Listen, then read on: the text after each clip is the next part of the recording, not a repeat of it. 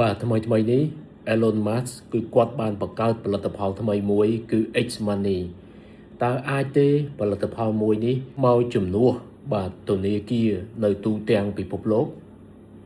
ជំនួបម្ចាស់អាជីវកម្មធំជាងគេប្រចាំឆ្នាំពិព័រណ៍អាជីវកម្មកម្ពុជាពិព័រណ៍ដែលលក់ដាច់បំផុតមានអ្នកចូលរួមច្រើនជាង 50,000 នាក់ជួបគ្នាម្ដងទៀតថ្ងៃទី12-13 ខែកញ្ញាឆ្នាំ2026ទីតាំងនៅផ្សារទំនើបជីបម៉ុងសែនសុខពេលដែល Elon Musk គាត់ទិញ Twitter បាទតើអ្នកប្រហែលចាំហើយបណ្ដាញសង្គមដែលគាត់បានដូរឈ្មោះមកទៅជាបណ្ដាញសង្គម X កាលពីគាត់ទិញដំបូងណាគោលបំណងដែលគាត់ចង់ទិញខ្លាំងមែនទែនហ្នឹងណាគឺដើម្បីកែប្រែ Twitter បាទទៅជា Everything App បាទហើយឥឡូវនេះក្រោយរយៈពេលជាង4ឆ្នាំដែលគាត់បានទិញហ្នឹងបាទគឺគាត់បានដូរឈ្មោះទៅជា X ហើយឥឡូវហ្នឹងបាទជំហានទី1បានចាប់ផ្ដើមហើយបាទនៅក្នុងយុទ្ធនាការរបស់គាត់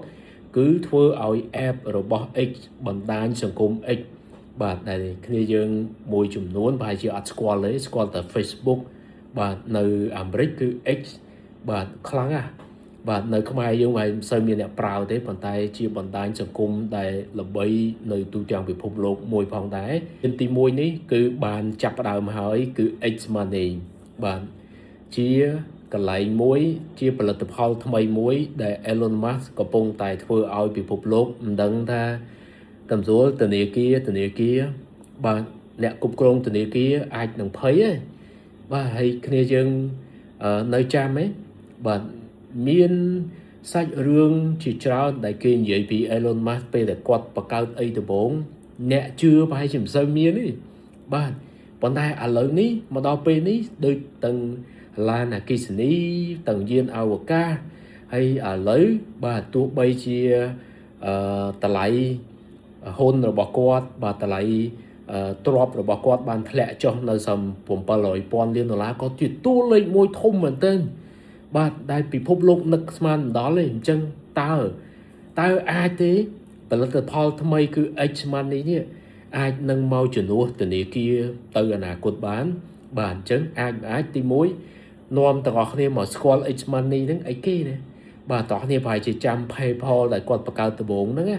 បាទហើយនៅស្រុកខ្មែរគឺយើងមាន Payment Gateway បាទមួយចំនួនដែលបានបង្កើតបាទនៅស្រុកគេក៏មានដែរប៉ុន្តែហេតុអី Elon Musk គាត់នៅចាប់ផ្ដើមអ្វីដែលគេធ្លាប់មានណាបាទតាមពិតទៅប្រព័ន្ធទូទាត់នេះនៅស្រុកគេនៅច្រើនណាមានច្រើនណាប៉ុន្តែ X Money នេះតោះអ្នកដឹងណាអ្វីដែល Elon Musk គាត់ធ្វើគឺអូយធំណាស់អញ្ចឹងកន្លែង X Money បាទបណ្ដាញសង្គម X ដែលគ្នាយើងមួយចំនួនកំពុងប្រើដែរហ្នឹងនឹងคล้ายទៅជាកន្លែងដែលគេទុកលុយបាទរបស់ប្រជាជនរាប់ពាន់លាននាក់ឃើញទេបាទនេះទី1ដែលធនាគារអត់មានធនាគារណាធ្វើបានទេបាទធនាគារ5លាននាក់អញ្ចឹងមានអ្នកប្រើ5លាននាក់20លាននាក់ឬក៏100លាននាក់បាទនៅប្រទេសធំមួយចំនួនណាប៉ុន្តែ X Money អាចនឹងចូលរាប់ពាន់លាននាក់ឃើញទេបាទហើយទី2គឺជាកន្លែងមួយដែលទទួលការសន្សំ deposit គឺអាចមានអត្រាការប្រាក់ខ្ពស់បាទរហូតដល់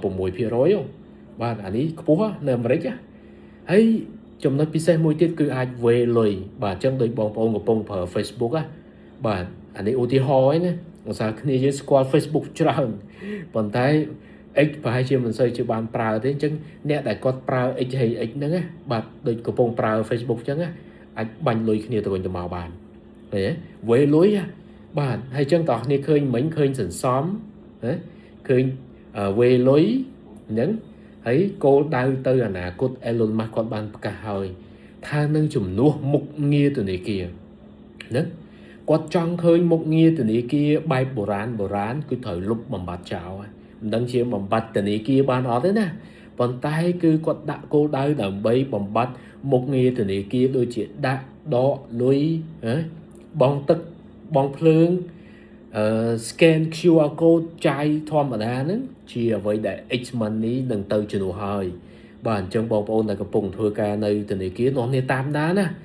បាទកុំមើលស្រាលស្ថានភាពសោះ នាំគ្នាតាមដានងាប់គ្នាសិក្សាបាទហើយអ្វីដែល Elon Musk ធ្វើទង់ទាយគាត់គឺធំណាស់បាទនេះជាអ្វីមួយដែលរបត់មួយដែលកំពុងតែកើតឡើងហើយតោះនេះឆ្ងល់ថាតើ X money នឹងរលួយតាមណាដូចធនាគារអត់អាចខុសគ្នាតែបន្ទួចទី1លើ subscription បាទអញ្ចឹងទូអ្នកដែលប្រើ X money បានគេមាន service គេច្រើនណាស់ណាបាទទាល់តែជាអ្នក subscriber ទៅ X Premium